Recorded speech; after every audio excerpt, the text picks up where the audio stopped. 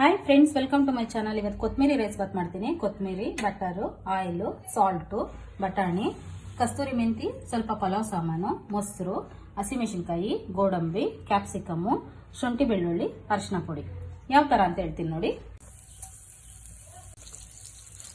Oil ಒಂದು 2 spoon ಹಾಕೊಳ್ಳಿ.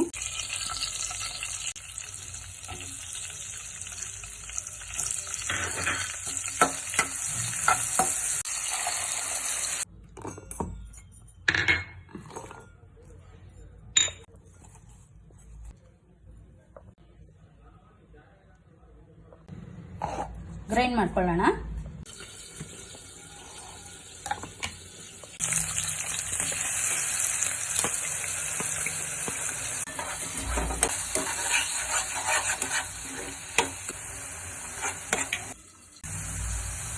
Salt ಹಾಕೊಳ್ಳಿ. ಲೋ ಫ್ಲೇಮ್ ಅಲ್ಲಿ ಒಂದು 2 ಮಿನಿಟ್ಸ್ ಬೇಯಲಿ.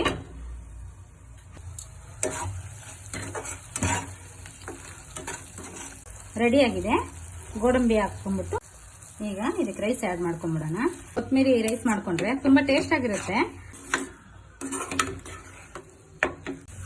ರೈಸ್ ರೆಡಿ ಆಗಿದೆ.